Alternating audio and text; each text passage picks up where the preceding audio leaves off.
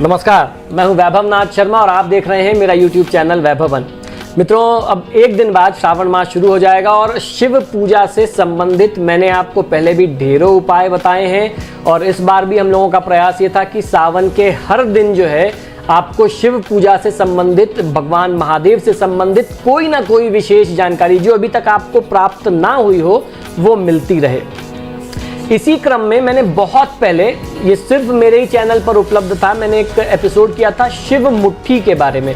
इस बार मैंने वो लिंक खोजा कि आप दर्शकों के साथ शेयर किया जाए। वो लिंक मुझे मिला नहीं है, इतने सारे 4000 से ऊपर वीडियो है, कई बार नहीं भी मिलता, तो मुझे लगा कि शायद ये जानकारी मुझे आप लोगों को फिर से एक बार देनी चाहिए।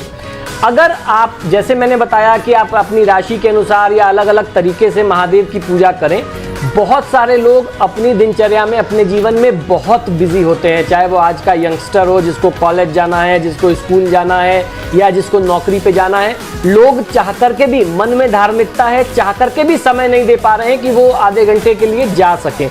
तो आप जैसे व्यस्त लोगों के लिए या किसी भी व्यक्ति को जीवन में जिसको सफलता चाहिए, सावन का महीना बहुत ही दुर्लभ महीना होता है, पूरे साल का बहुत ही स्पेशल मंथ होता है। तो इसमें भगवान शिव को प्रसन्न करने के लिए कुछ अन्न चढ़ाने का नियम हमारे शास्त्रों में बताया गया और चारों सोमवार में वो एकदम अलग अलग है और उसके बहुत ज़बरदस्त रिजल्ट आते हैं, बहुत अच्छे परिणाम आते हैं। तो आइए जानते हैं क्या करना चाहिए।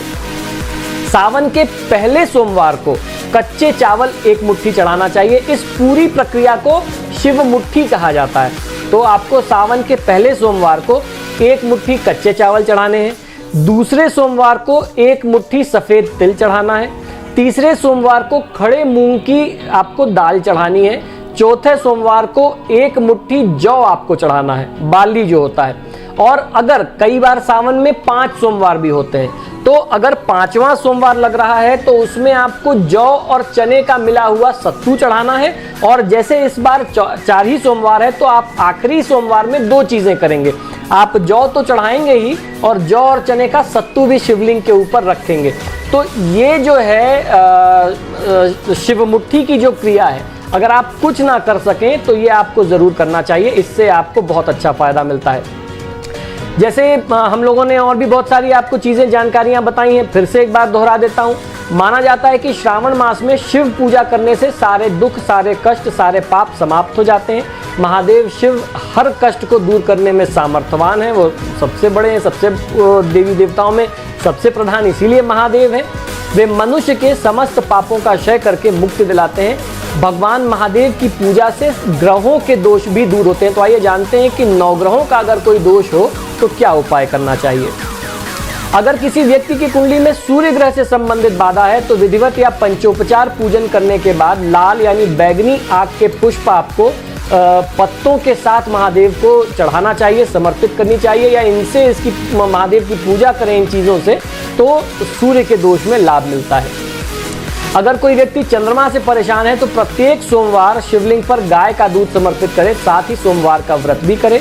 मंगल से संबंधित कष्ट और बाधा निवारण के लिए गिलोय की जड़ बूटी के रस से भगवान शिव का अभिषेक करना मंगल के कष्टों से मुक्ति दिलाता है। बुध से संबंधित अगर कोई ग्रह दोष है तो उसके लिए विधारा की जड़ के रस से महादेव शिव का अभिषेक करना उत्तम होता है। बृहस्पति से संबंधित समस्याओं को दूर करने के लिए प्रत्येक गुरुवार हल्दी मिश्रित दूध शिवलिंग पर समर्पित करना चाहिए।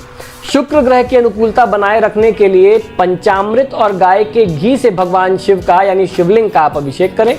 शनि से संबंधित बाधाओं के निवारण के लिए गन्ने के रस और दही का पानी, छाछ जिसे कहते हैं, यानी दही में पानी डाल करके उसको अच्छे से आप मथ लीजिए, इससे महादेव शिव का आप अभिषेक करें। राहु केतु के कष्टों से मुक्ति के लिए कुशा और दूर्वा के जल को मिला करके भगवान शिव का अभिषेक करने से लाभ मिलता है। हमारे शास्त्रों में मनोरथ पूर्ति और संकट मुक्ति के लिए अलग अलग तरीके की धारा से महादेव शिव का अभिषेक करना बहुत ही शुभ बताया गया, आपको कई बार बता चुका हूँ। अलग अलग धाराओं से भगवान शिव के पूजा का बहुत अच्छा लाभ मिलता है। जब किसी व्यक्ति का बहुत मन दुखी हो जाए, निराश हो जाए, बेचैन हो जाए, ऐसे में परिवार में कलह होने लगे, अनचाहे दुख और कष्ट मिल रहे हों, तो शिवलिंग पर दूध की धारा चढ़ाना सर्व सुख, हर तरीके की समृद्धि और परिवार में शांति स्थापित करता है। जब आप वंश की वृद्धि चाहते हैं तो ऐसे में शिव सहस्त्रनाम का पाठ करके आपको शिवलिंग पर घी की धारा समर्पित करनी चाहिए। शिव पर जलधारा अर्पित करने से मन को शांति के लिए बहुत ही श्रेष्ठ उपाय माना गया। भौतिक सुखों को पाने के लिए इत्र की धारा से भगवान शिव का अभिषेक करना चाहिए। बीमारियों से मुक्ति पाने के लिए कुशा के जल और शहद से अभिषेक करना हमारे शास्त्रों में बहुत अच्छा बताया गया है। गन्ने की रस की धारा उससे अभिषेक करने से धन, सुख और आनंद की प्राप्ति होती है। तो अगर धन चाहिए तो आपको भगवान शिव का अभिषेक गन्ने के रस से करना होगा। ऐसा प्रमाण हमारे यहाँ शास्त्रों में, शिव पुराण में प्राप्त होता है।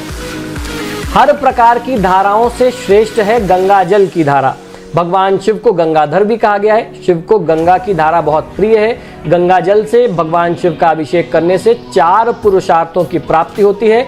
इससे अभिषेक करते समय महामृत्युंजय मंत्र का उच्चारण करते रहना चाहिए। कार्य सिद्धि के लिए, हर इच्छा पूर्ति के लिए अगर शिवलिंग पार्थिव शिवलिंग है तो हर प्रकार के कार्य सिद्ध होते हैं। और मैं पार्थिव शिवलिंग का पूजन भी करता हूं, आपको लाइव दर्शन भी YouTube के थ्रू कराता हूं। गुड़ के शिवलिंग की अगर हम लोग अभिषेक करते हैं, पूजा करते हैं तो प्रेम पाने के लिए होता है। भस्म से बना हुआ शिवलिंग सर्व सुख की प्राप्ति कराता है। जौ या चावल या आटे का शिवलिंग जो होता है ये दाम्पत्य सुख और संतान प्राप्ति के लिए होता है। दही से बना हुआ शिवलिंग ऐश्वर्य प्राप्ति के लिए। पीतल कांसे का शिवलिंग जो है वो मोक्ष प्राप्ति के लिए। शीशे का शिवलिंग जो है वो शत्रु संहार के लिए होता है।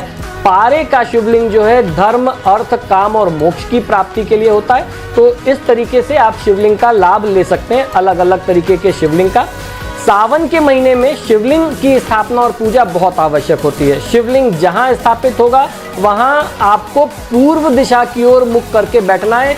शिवलिंग के दक्षिण में आप कभी ना बैठें, इस बात का आपको ध्यान रखना है। दक्षिण में बैठ करके आपको अभिषेक नहीं करना चाहिए।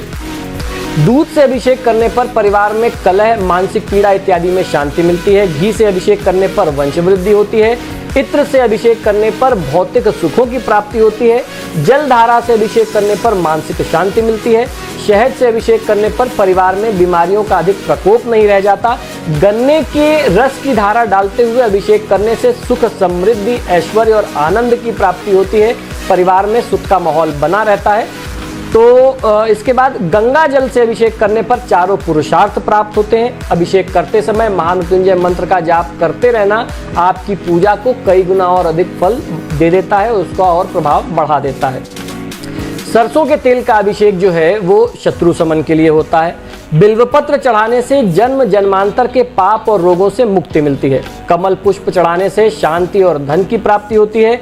कुशा के जल से अभिषेक करने से और कुशा चढ़ाने से रोगों से मुक्ति मिलती है और मुक्ति आपको इस संसार के कष्ट और भोग से भी मिलती है। दूर्वा चढ़ाने से आयु वृद्धि होती है। धतूरा अर्पित करने से पुत्र रत्न की प्राप्ति और पुत्र का सुख प्राप्त होता है। कनेर का पुष्प चढ़ाने से परिवार में कलह और रोग की निवृत्ति होती है। शमी पत्र चढ़ाने से पापों का नाश होता है, शत्रुओं का शमन और भूत प्रेत की बाधा से मुक्ति मिलती है। तो जैसे मैंने आपको शमी के उपाय में बताया भी था, शमी शमयते पापम, शमी को अगर आप समर्पित करते हैं शिवलिंग पर तो पापों का नाश होता है। तो मित्रों, आशा करता हूं कि ये छोटे छोटे और चमत्कारी उपाय और टोटके आपको निश्चित ही पसंद आते होंगे। शिव पूजा के बाकी एपिसोड्स भी आप ज़रूर देखिएगा, आपको बहुत पसंद आएंगे। आप सभी से बार बार आग्रह है कि जब भी आप मेरे वीडियोस देखते हैं तो इनको लाइक और शेयर ज़रूर किया करें। और आपने अगर अभी तक मेरे चैनल को सब्सक्राइब नहीं किया तो प्लीज़ इसे सब्सक्राइब करिए। इसी शुभकामना के साथ कि आपका दिन शुभ हो, मुझे आज्ञा दीजिए और देखते रहिए मेरा यूट्यूब चैनल वैभवन। हर हर महादेव।